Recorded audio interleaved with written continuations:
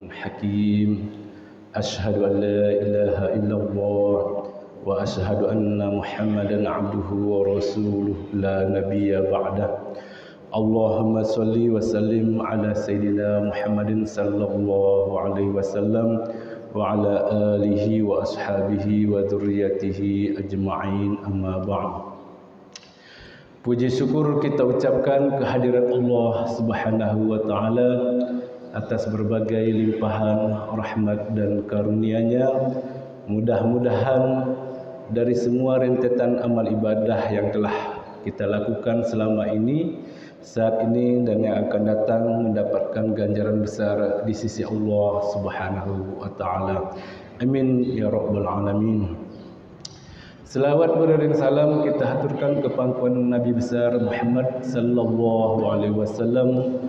Beliau manusia agung, memiliki budi pekerti yang sungguh mulia, bahkan dipuji oleh Allah Subhanahu wa taala dalam Al-Qur'an, wa innaka la'ala khuluqin azim.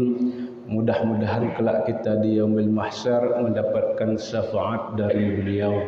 Amin ya rabbal alamin. Yang saya hormati para orang tua saya, guru-guru saya di sini, ada imam besar Ustaz insyaallah Profesor Dr. Tengku Haji Mawardi, dan di sini juga ada Prof Tizul, dan juga orang tua saya di sini, abang-abang dan adik-adik, dan merupakan sebuah kemuliaan bagi saya bisa hadir di sini. Pertama itu dalam rangka bersilaturahim ya. Saya sering lewat kawasan sini dan arah ya ke sana, tetapi ya secara fisik saya tahu ya. Tapi mungkin ya nama dan personalnya saya tidak banyak hafal. Tapi dengan kehadiran seperti ini, insyaallah silaturahim kita menjadi ya lebih berkah dan lebih bermakna. Hadirin hadirat sedang jamaah salat subuh yang Allah muliakan. Ya, saya tadi sedikit pangling gitu ya. Karena munasah kita ini luar biasa, saya lihat perkembangannya ya. Jadi ini tentu dengan kerja keras semua orang tua, saudara kita, warga di sini. Karena kalau kita bandingkan munasah ini dengan daerah Timur Tengah, ini sudah masjid besar, masjid yang luar biasa. Tapi ini baru di tingkat kampung di kita. Ini kan luar biasa. Dan ini semua bisa terwujud berkat kerja keras dan juga ya para muhsinin, para dermawan dan lain sebagainya. Insyaallah semuanya menjadi ganjaran besar di sisi Allah Subhanahu wa taala. Amin ya rabbal alamin. Bapak-bapak, ibu-ibu, hadirin hadirat sedang jamaah subuh yang Allah muliakan. Saya juga izin dan mohon maaf karena konsentrasi ataupun kualifikasi keilmuan saya itu terkait tentang hukum keluarga. Artinya kawin, cerai, kedudukan suami istri, kemudian warisan, hak asuh, atau suami ingin nambah istri lagi atau yang lain, itu adalah saya fokus di situ. Karena dulunya memang tesis waktu studi S2 menulis tentang ya pernikahan beda agama. Dan ketika menulis disertasi di studi S3 menulis tentang perceraian. Jadi hari ini fokus saya baik itu menulis ataupun dakwah itu umumnya hal-hal yang terkait tentang keluarga ya. Jadi nanti saya mohon izin dan mohon maaf kalau ada yang kurang berkenan. Dan saat ini saya juga sebagai Ketua Prodi Hukum Keluarga di Fakultas Syariah dan Hukum UIN Araniri. Hadirin hadirat sedang jamaah salat subuh yang Allah muliakan. Kalau kita lihat statistik nasional, itu angka perceraian meningkat tajam luar biasa. Begitu juga di daerah kita di Aceh. Di semua kabupaten, semua wilayah itu angka perceraian meningkat bahkan hingga 3 kali lipat. Dan keinginan untuk berpisah itu umumnya datang dari kaum ibu. Dan hari ini faktor itu sedikit berbeda dari zaman tempo dulu. Kalau tempo dulu itu ya alasannya klasik, karena mungkin kurang tanggung jawab atau faktor ekonomi. Tetapi hari ini ada dua yang sedikit aneh bagi saya ataupun berbeda. Bukan lagi masalah kurangnya tanggung jawab dari suami atau karena faktor KDRT, tetapi karena suami terlibat judi online. Jadi barang-barang mewah yang ada di rumah, barang-barang berharga sudah habis ludes dijual untuk kebutuhan judi online.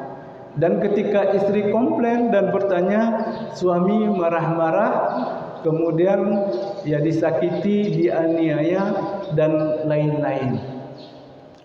Kemudian faktor yang lain yang tergolong baru, suami menyimpang secara seksual. Ternyata suami ini diam-diam juga mencintai sesama jenis. Dan istri sudah tidak tahan lagi sehingga mengajukan gugatan. Kemudian angka statistik yang lain menunjukkan bahwa angka pernikahan itu seluruh Indonesia itu cenderung turun, bahkan juga di Aceh. Dan signifikan turunnya itu secara nasional hingga 500.000. Ya, sebelumnya turun. Jadi di antara faktornya itu katanya karena takut orang menikah hari ini. Lantaran katanya nggak cukup dari segi finansial, ekonomi, dan lain-lain. Karena menikah pun orang hari ini sudah mulai gaya baru lah. Artinya ya hal-hal yang mungkin ya tidak ada anjuran di dalam agama kita, ya tetapi mereka ya pernak-pernik yang harus ya dilengkapi. Ya misalnya harus dengan mewahnya, kemudian harus di gedung, kemudian juga undangan yang luar biasa wah, kemudian juga mahar yang begitu tinggi, kemudian bawa-bawaan, isi kamar dan lain-lain gitu ya. Nah, tetapi berdasarkan pengalaman saya ini di Aceh, ketika kami beberapa kali turun ke daerah dalam sosialisasi terkait ketahanan keluarga, jadi hampir setiap diskusi itu ada pertanyaan, dan pertanyaan itu muncul umumnya dari perempuan. Dia ini sudah sarjana, sudah memiliki pekerjaan tetap. Jadi dalam diskusi itu katanya, Pak, saya ini sudah memiliki pekerjaan tetap dan saya sarjana. Tetapi saya memutuskan untuk tidak menikah.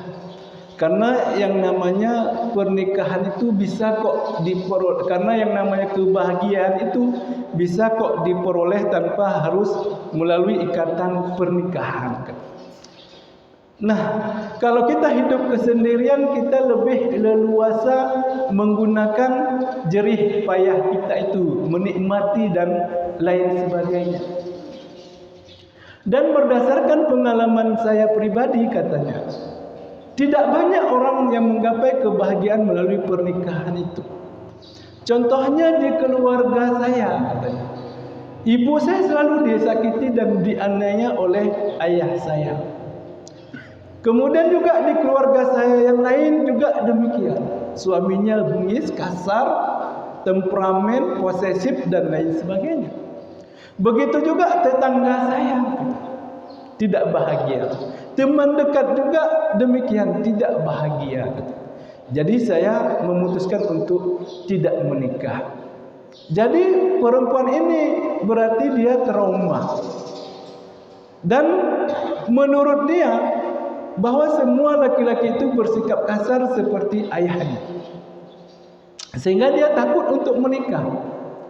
Inilah bahaya sebenarnya. Warning bagi kita sebagai orang tua. Kalau orang misalnya takut dengan lawan jenis, ini berarti dia nanti akan mencintai sesama jenis. Dan saya pernah datang seorang perempuan usia 20 tahun. Dia mengaku penyuka sesama jenis. Perempuan sesama perempuan. Tetapi setelah saya tanya bagaimana latar belakang keluarganya, sama. Bahwa ayahnya itu sering bersikap kasar kepada ibunya. Ditendang, disakiti. Kemudian saya tanya lagi, yang dia suka itu, yang perempuan itu yang merespon juga, itu gimana latar belakang keluarganya? Katanya ibunya berselingkuh. Ya, kemudian ayahnya itu bekerja yang sangat jauh dan jarang ketemu. Dan ketahuan juga sama ayahnya sehingga selalu terjadi cekcok, hampir tidak ada pernah kebahagiaan itu yang diperoleh. Jadi intinya anak-anak kita ini terlibat penyimpangan itu adalah karena memang ayah dan ibunya sering bertengkar ataupun tidak harmonis. Kemudian juga pengguna judi online di kalangan anak muda, saya bertanya apa motivasinya? Ini adalah bentuk iseng-iseng dan pelampiasan, Pak. Karena saya tidak nyaman di rumah, ayah ibu saya selalu bertengkar. Hai lon pikir katanya. Jadi saya nggak sanggup memikirkan itu. Jadi intinya keharmonisan ya suami istri itu sangat berpengaruh terhadap perilaku dan sikap si anak. Nah, hadirin hadirat sidang jamaah salat subuh yang Allah muliakan. Kemudian hal lain yang di kita ini terjadi fenomena yang sedikit ya apa namanya ya mengganggu atau meresahkan kita. Artinya apa? Tadi orang enggan untuk menikah. Dan bagi dia itu adalah semacam tren, enggak usah melalui pernikahan. Yang penting kita happy, yang penting kita nyaman tanpa ada ikatan pernikahan. Kemudian kalau di Aceh, ya selain dari faktor tadi, itu faktornya orang tidak menikah adalah menurut ya fakta di lapangan. Karena bagi mereka itu ya terkendala di bidang finansial. Kemudian juga materialistis. Ya, kehidupan orang hari ini cenderung materialistis. Ya gaya hidup, style. Artinya kalau kita misalnya sudah bekerja, walaupun pekerjaan itu ya biasa saja, kesannya seolah-olah harus punya mobil. Ya, padahal itu belum menjadi kebutuhan. Atau juga ya sebagian kita ya terobsesi dengan gaya hidup tadi. HP harus yang mewah, rumah harus yang mewah dan lain sebagainya. Bagus kalau ini misalnya bisa tercapai, bagus kalau kita mampu dan itu sudah menjadi kebutuhan kita. Ya. Kemudian ya karena faktor materialistis, kemudian juga karena di kita itu enggak peduli lingkungan dengan kita. Artinya ketika kita misalnya hari ini ya anak-anak kita kan banyak ini kita saksikan nih. Ya begitu mesra di atas kendaraan ya. Jadi mereka ini enggak ada ikatan pernikahan.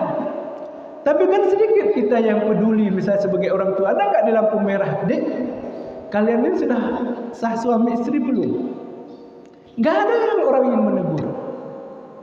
Atau misalnya ketika dia ngekos di tempat kita sebagai tetangga, sedikit yang peduli, Dek, ya kalian belum ikatan sah suami istri, jangan terlalu ini ya, sering berkunjung atau jaga nih. Ya sedikit orang peduli. Ya.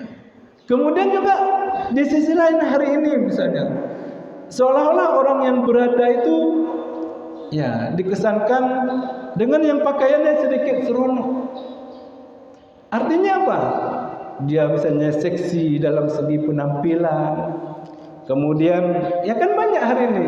Kalau mohon maaf ya, ibu-ibu ketika jogging, baik di jalan raya kita lihat jalan santai, kemudian di lapangan umum tempat terbuka semua, itu kan sudah pakai lezik, kemudian juga menggunakan rok hanya sebatas pinggul.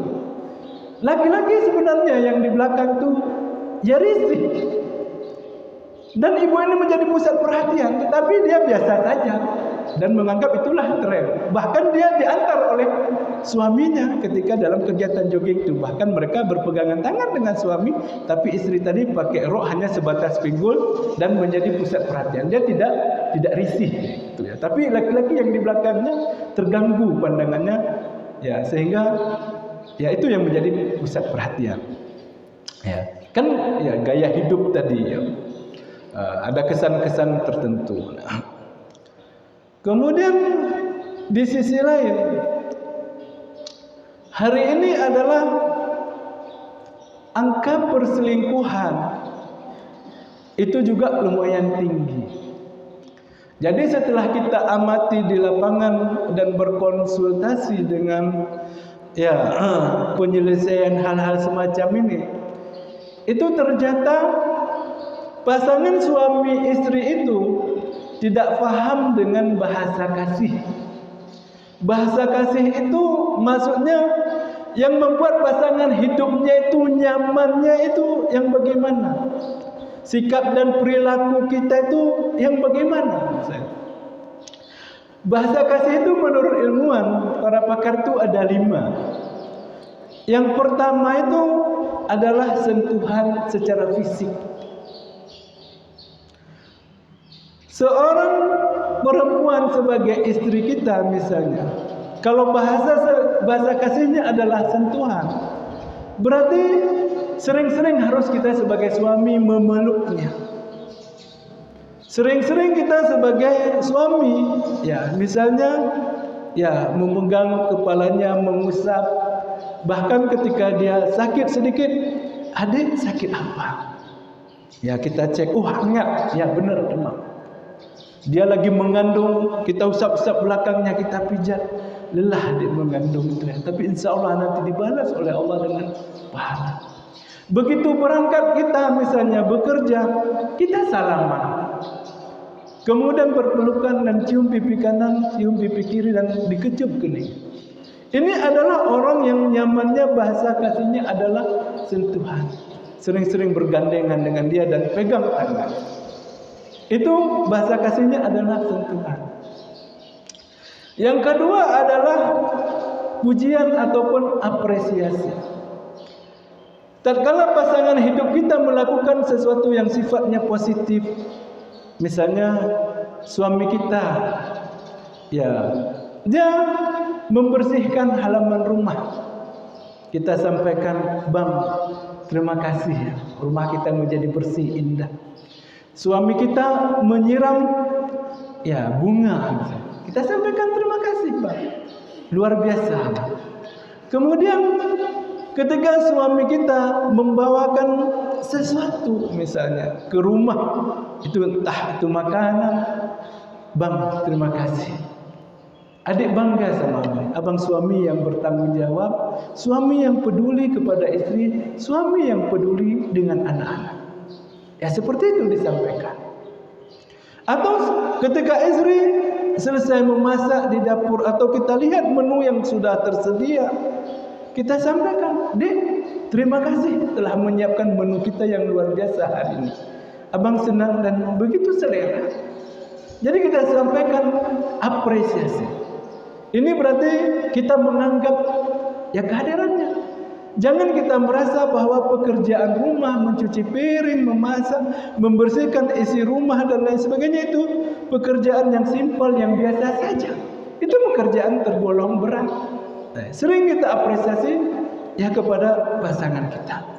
Karena kalau tidak, dia akan haus pujian. Dan ternyata nanti yang memuji dia adalah kawannya di kantor. Sehingga dia lebih nyaman dengan kawannya ini. Mana kawan kemarin dalam hatinya yang memuji saya? Ketika ya pasangan hidup kita menggunakan pakaian tertentu, kita apresiasi. Oh, adik kalau pakai yang kayak gini, gaunnya jauh lebih indah, jauh lebih anggun, jauh lebih ini dan lain sebagainya. Kita perlu. Karena kalau enggak dia akan mencari ya sesuatu di luar karena dia merasa haus. Kemudian bahasa kasih yang ketiga adalah pelayanan. Seorang suami misalnya ataupun seorang istri baru pulang dari pasar dan barang-barang itu masih nyangkut mungkin di Honda, atau kita dengar suara kendaraannya nyampe, kita ada di dalam rumah, langsung kita bergegas keluar dan kita buka gerbang.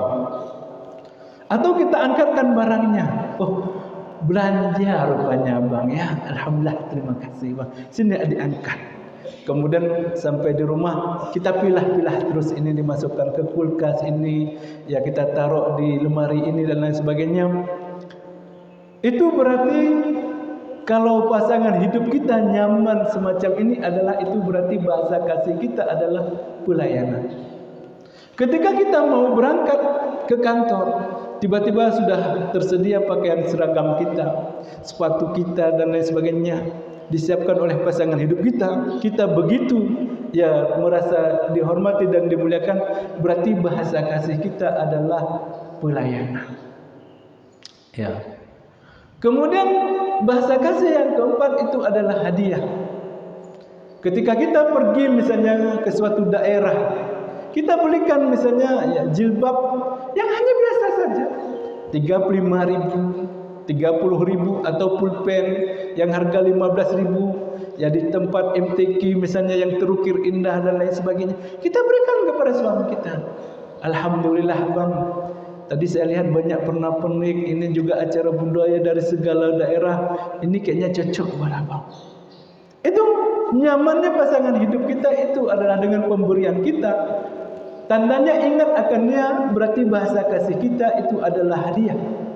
Bukan nominal yang dilihat, tetapi adalah kita tandanya ingat akan dia. Kemudian bahasa kasih yang kelima itu adalah quality time. Itu adalah sering berdua. Berdua duduk-duduk, walaupun hanya kopi pancung 1 gelas, tapi berdua. Dan kita banyak komunikasi.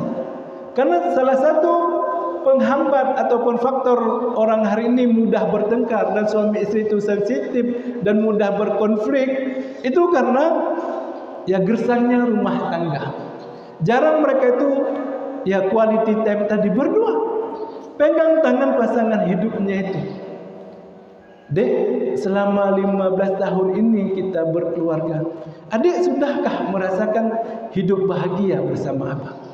Apa permohonan apa yang perlu abang evaluasi? Maafkan kesalahan abang yang mungkin dulu membuat adik kecewa, membuat adik terluka. Atau mungkin hanya kuaci yang harga 2.000 itu, kita sambil ngedet berdua. Atau air kelapa 1 tapi untuk berdua. Kualitas tadi berdua itu waktu yang begitu indah, itulah yang begitu luar biasa. Hari ini kenapa gersangnya? Karena jarang berdua tadi. Nah, makanya itu kita harus paham bahasa kasih dari pasangan hidup kita. Dia itu sentuhan fisik kah? Atau apresiasi pujian? Atau di pelayanan? Atau di quality time? Atau pemberian hadiah-hadiah tadi? Nah, kemudian hadirin hadirat sidang jamaah rahimakumullah. Yang namanya kebahagiaan itu hanya bisa kita peroleh melalui jalur pernikahan. Jadi orang yang belum berkeluarga itu dalam hatinya, dalam batinnya itu resah dan gelisah. Dan mudah sekali kita membedakan antara orang yang sudah berkeluarga dengan tidak. Orang yang belum berkeluarga ketika duduk-duduk di warung, ada perempuan lewat, matanya cepat sekali tertuju ke sana. Kemudian ketika dia membonceng anak orang yang belum memiliki ikatan pernikahan, itu dia banyak sekali berbicara, ngomong di atas benda itu. Karena itu merasa adalah kesempatan dia. Ini tandanya orang yang belum menikah. Atau ketika dia mau tidur, sibuk sekali dengan HP aja. Itu berarti belum memperoleh kenyamanan batin. Itu namanya orang yang gelisah. Jadi ketika kita sudah memiliki pasangan hidup yang sah, ketentraman batin itu luar biasa yang kita rasakan. Oh, sudah disediakan makanan. Kemudian kita ditanya, "Bang, dah makan? Dah sarapan?" Itu lain ketika orang yang belum memiliki ikatan pernikahan. Nah, makanya di dalam Al-Quran surat Ar-Rum ayat 21 itu litaskunu ilaiha, supaya kamu merasakan ketentraman ketika memiliki pasangan hidupmu yang perempuan itu. Wa min ayatihi an khalaqalakum min anfusikum azwaja. Di antara tanda-tanda kebesaran, kata Allah, di antara tanda-tanda kebesaran Allah Subhanahu wa taala, Allah ciptakan manusia itu hidup berpasang-pasangan. Kita diciptakan dari jenis yang sama, laki-laki maupun perempuan itu satu jenis yang sama, yaitu unsur tanah. Jadi karena itu adalah satu jenis, dan kecenderungan memiliki, kecenderungan melindungi dan memelihara, menjaga itu sangat tinggi. Jadi Allah begitu adil, diciptakan pasangan hidup kita itu adalah dari jenis yang sama dengan kita, yaitu unsur tanah. Litaskunu ilaiha, supaya kamu merasakan ketentraman ketika hidup bersamanya. Dalam istilah bahasa Arab, semua yang berbau kita adalah berpasangan dengan perempuan itu adalah beda jenis dengan kita. Itu luar biasa ketentraman kita sebagaimana diungkapkan oleh Al-Quran. Walaupun dalam istilah yang lain ada. Contoh misalnya, saya tenang ketika berada di belakang meja ini. Berarti di saat meja ini nanti tidak ada, saya tidak lagi tenang. Atau saya begitu nyaman berada di samping mimbar. Artinya saat mimbar tidak ada lagi, saya sudah tidak nyaman. Tetapi menandakan pasangan suami istri itu ada namanya lita'addi ilaiha misalnya. Litaskunu ilaiha. Artinya apa? Baik ada istri kita di sisi kita atau tidak, baik ada suami kita di sisi kita atau tidak, itu kita tetap merasakan kenyamanan batin yang luar biasa. Ketika kita bertugas di luar rumah, kita hanya ingin buru-buru pulang untuk bisa ketemu dengan pasangan hidup kita. Begitu kita nyampe bertugas di sebuah tempat, kita beritahu, "Alhamdulillah dek, abang sudah nyampe." Berkat doa adik, terima kasih. Doain semuanya lancar dan bisa pulang. Begitu juga ketika istri, "Ya Allah, berikanlah keselamatan, kelancaran, kesuksesan buat suamiku, supaya dia bisa ngumpul lagi dengan kami." Jadi untayan doa yang selalu dipanjatkan oleh pasangan hidup ini. Dan khawatir kalau terjadi sesuatu yang menimpa buruk terhadap pasangan hidupnya. Jadi itu dia. Sakinah itu adalah ketenangan lahir batin. Kemudian kalau mawaddah itu adalah cinta plus. Artinya yang kita harapkan, yang kita inginkan itu hanya kebaikan yang menimpa pasangan hidup kita, bukan sebaliknya. Tidak ingin pasangan kita hidup dalam kondisi sakit, Tidak ingin kita pasangan hidup kita cepat berakhir, ya hayatnya misalnya. Bukan itu, tetapi adalah selalu yang kita inginkan adalah kebaikan-kebaikan yang Allah berikan kepada pasangan hidup kita itu, baik kita berada di sisinya ataupun tidak. Itulah mawaddah itu, cinta plus. Sedangkan yang rahmah itu adalah fase tertinggi dalam pencapaian sebuah pernikahan, yang artinya adalah pengorbanan. Seberat apapun pekerjaan kita, tapi di saat pasangan hidup kita membutuhkan, kita berupaya untuk memenuhinya. Abang lagi rapat ya? Ketika ditelepon oleh istri, gak apa-apa dek, kayaknya ada sesuatu yang perlu, abang keluar sebentar. Apa yang perlu dek? Bukan sebaliknya, kita lagi main game, tapi ketika istri kita nelpon, abang sibuk dek, sibuk apa lagi? Kamu lagi apa? Gak beres-beres. Ini berarti belum dia berkorban buat pasangannya, belum menggapai rahmat.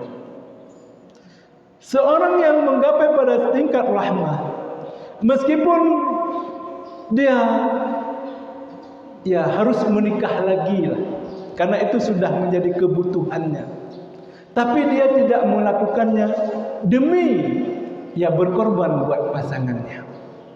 Meskipun merokok sudah kebutuhan dia misalnya, tapi dia berkorban, ya dia pelan-pelan dia tanggalkan demi ya pasangan hidupnya dan anak-anak. Itu adalah pengorbanan. Itu contoh. Begitu juga sebaliknya, dia anti sekali dengan poligami misalnya, tapi karena dia tahu itu adalah merupakan kebutuhan pasangan hidupnya, tapi dia juga ya berkorban melebihi dirinya sendiri demi pasangan hidupnya, sehingga dia mengizinkan dan mengikhlaskan. Jadi sama-sama dalam hal ini adalah mengalah mana yang paling maslahat. Jadi begitu adalah fase dalam sebuah pernikahan.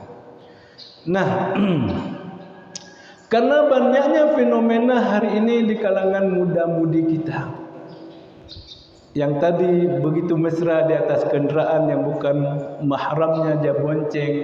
Kemudian juga laki-laki hari ini banyak sekali menggunakan celana pendek, ya, ke ATM, kemudian jogging dan lain sebagainya. Kemudian juga ya orang terlibat, ya misalnya banyak laki-laki nggak ada uzur ya, tapi menggunakan celana pendek di atas lutut, kemudian kadang ada yang menggunakan anting-anting, kemudian juga kalung. Ya, pada kalung itu diperuntukkan untuk ya perempuan. Jadi kalau kita lihat netizen itu semuanya mengatakan, mana dinas syariat Islam? Aceh kan syariat Islam. Mana WH? Kalau saya tidak sepakat dengan netizen yang berkomentar seperti ini, karena segala sesuatu bagi saya bukan diserahkan kepada pemerintah atau lembaga terkait, tetapi semuanya itu adalah dimulai dari internal keluarga. Jadi kita memperkuat ketahanan keluarga. Paling tidak istri kita tidak pakai rok yang tadi ngembul tadi, hanya di sebatas pinggul saja gitu. Paling tidak anak gadis kita tidak seperti itu dibonceng oleh laki-laki yang bukan mahramnya. Jadi semenjak kecil, semenjak dini harus kita edukasi. Makanya seorang ayah itu harus dekat dengan anak. Dan berdasarkan penelitian, jika seorang ayah dekat dengan anak perempuannya, anak perempuan ini lebih terbentengi, lebih tahan dari godaan laki-laki yang tidak bertanggung jawab. Ketika ada laki-laki mengatakan, mameh cat adek lun, manis sekali adek ini, dia tidak lagi melayang agak gimana. Dia akan ngomong, ini laki-laki buan. Saya kalimat indah ini sudah terbiasa saya dapat dari ayah saya. Ayah saya biasa memeluk saya, ayah saya biasa mengapresiasi saya. Jadi harus hadir bersama anak kita di rumah. Sedangkan ibu sebagai istri itu adalah mensupport, mendukung sebagai stabilitator di dalam rumah tangga. Sedangkan yang buat visi dan misi keluarga ini adalah suami. Apakah keluarga kita menjadi keluarga religius, menghafal Quran? Berarti siapkan fasilitas untuk itu. Apakah suami kita apakah keluarga kita menjadi keluarga pembelajar? Siapkan fasilitas untuk itu. Kita kenalkan buku-buku bacaan dan lain sebagainya. Atau apakah keluarga kita menjadi orang pebisnis nanti? Oh, berarti kita ya dari awal. Ya. Jadi hadir bersama keluarga, bukan masing-masing. Suami lain, istri lain, anak lain. Kalau nggak seperti ini kejadiannya. Dan meskipun hari ini misalnya usia 18 tahun, usia 19 tahun sudah tergolong dewasa untuk usia pernikahan, tapi kelihatannya usia anak sekarang sudah 22 tahun, 23 tahun, tetapi belum matang dari segi pikiran. Dia balik secara usia, tetapi tidak dewasa secara pemikiran. Makanya kita sering hadir, sering mengingatkan. Supaya apa? Tidak lagi terjadi hal yang kita inginkan tadi gitu. Ya, kita hidup berkeluarga itu sebisa mungkin adalah seumur hidup. Bukan mudah tadi perceraian tadi. Makanya kita mengevaluasi diri. Apa yang kekurangan kita? Jangan kita merasa ketika kita sudah memberikan nafkah kepada pasangan hidup kita, sudah aman kita. Tidak bisa lambung-lambung kopiah. Bukan itu. Tapi mungkin dia batinnya ada sesuatu yang mungkin belum tersampaikan. Ya kita yang bertanya. Jangan kita sebagai suami ditakuti begitu luar biasa oleh istri. Kita itu dalam suami istri itu statusnya adalah mitra, partner. Saling memberi dan saling menerima. Tidak ada yang superior dan tidak ada yang inferior. Dan istri nggak boleh takut kepada suami misalnya. Oh, suamiku begitu diidolakan oleh banyak orang, begitu banyak masanya, begitu luar biasa orang mencium tangannya. Itu di luar rumah. Kalau di rumah dia tetap posisi suami dari si Polan, ayah dari anak-anaknya. Jadi bersikaplah kita sebagai suami ya yang memperlakukan baik kepada istri, kemudian juga sebagai ayah yang bersikap baik kepada anak-anak kita. Jadi begitu, jangan sampai yang membatin. Ya, jadi semuanya harus dikomunikasikan secara sehat. Dan komunikasi itu harus yang asertif, artinya dua belah pihak. Jangan suami mudah sekali menyuruh. Dek, ini kan ini abang ya, ini. Bukan begitu. Rasul tidak pernah menyuruh istrinya demikian. Jadi kalau bisa tolong atau terima kasih. Atau juga dengan bahasa-bahasa lain yang membuat dia juga dihargai. Bukan antara hubungan tuan dengan budaknya. Jadi hal-hal semacam itulah pola komunikasi dalam rumah tangga. Komunikasi itu yang hangat. Yang hangat. Di rumah sering canda tawa. Di rumah sering senyum. Sering kita bercerita dan lain sebagainya. Bukan sebaliknya. Ya. Di rumah misalnya kaku, gak pernah tersenyum, selalu kayak orang muka jam 12 kayak ini. Jangan seperti itu dalam sebuah rumah tangga. Ya, saya lihat jamaah pun sudah mulai gelisah, mungkin sudah terlalu panjang Ustaz Mawardi ya. Ya, jadi saya mohon maaf, dan bukan hanya ya di sini, boleh juga ya, di luar dari Menasah ini kapan-kapan kalau ketemu ya, atau juga ya komunikasi boleh ya, kalau ada yang mau didiskusikan. Saya juga mohon izin dan mohon maaf dan terima kasih buat gure-gurelun, dan mohon maaf jika ada yang hal kurang berkenan. Assalamualaikum warahmatullahi wabarakatuh.